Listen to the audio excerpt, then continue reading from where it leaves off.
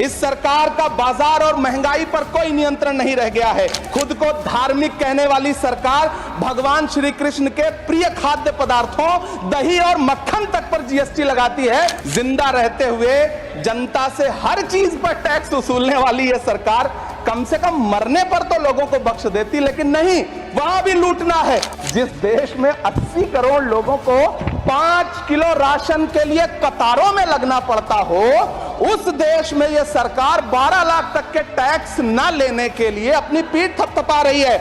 जिस देश में 40 से 45% मेडिकल फैकल्टी की सीट खाली हो, वहां बजट में 75,000 नए मेडिकल सीट्स का ऐलान हो रहा है। हुकूमत इस कदर आवाम पर एहसान करती है, ये आंखें छीनती है और चश्मे दान करती है। हम आप यहां पर बैठे रहते हैं और वहां बाहर इसी दिल्ली में 1 लीटर दूध, चाहे वो अमूल का हो या फिर मदर डेयरी का हो, उसकी कीमत 73 रुपए लीटर है। इतना महंगा बेच करके कौन संतुष्ट हो रहा है, गरीब जनता या आपके धन्ना सेठ दोस्त? सभापति महोदय, इस सरकार का बाजार और महंगाई पर कोई नियंत्रण नहीं रह गया है। चाहे देश में लहसुन 400 रुपए किलो बिक जाए, टमाटर 100 रुपए किलो बिक जाए, प्याज का दाम सुनकर आंखों में आंसू आ जाए, लेकिन वित्त मंत्री महोदया बजट में महंगाई का मां भी नहीं बोलती हैं।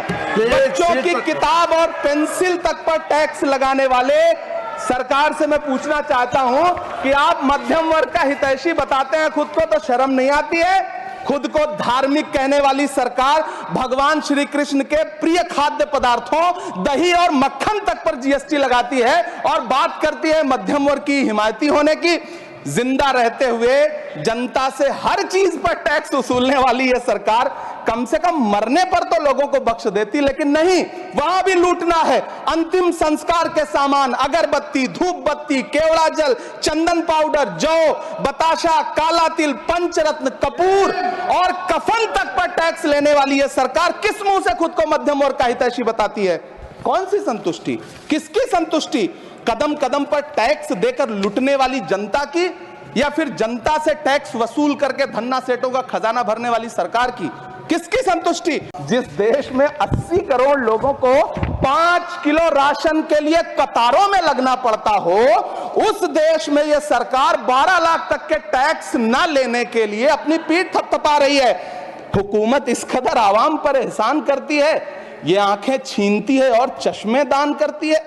सभापति महोदय, महाराष्ट्र का भिवंडी हो, मालेगांव हो, इचलकरंजी हो, यूपी का बनारस हो, मुआयमा हो, मुबारकपुर हो, रांची का छोटा नागपुर हो, बिहार का भागलपुर हो, हर जगह बुनकरों की उम्मीदें तोड़ रही हैं, लेकिन इस सरकार के पास उनके लिए कुछ भी नहीं है। मुरादाबाद का पीतल उद्योग, कानपुर का चमड़ा उद्योग, सहारनपुर का लकड़ी उद्योग, फिरोजाबाद का चूड़ी उद्योग, अलीगढ़ का ताला उद्योग, सब सरकारी प्लानिंग से तबाह हो रहे हैं।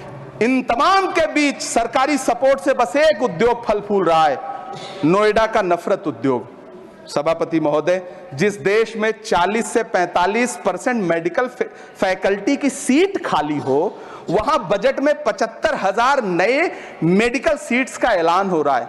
सरकार बहादुर, कम से कम इस देश के पढ़े लिखे युवाओं को तो मूर्ख समझना बंद करिए। वो अब तिजारती पहलू निकाल लेता है। पहले 7500 मेडिकल सीट्स बाद में बनाइएगा, पहले जो एम्स में 2161 पद खाली पड़े हैं उनको तो भर दीजिए। वो अब तिजारती पहलू निकाल लेता है।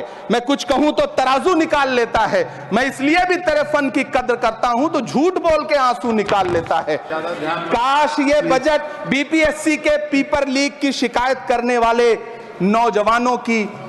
नौजवानों पर बरसती हुई पुलिस के लाठियों पे, जख्मों पर मरहम लगा पाता।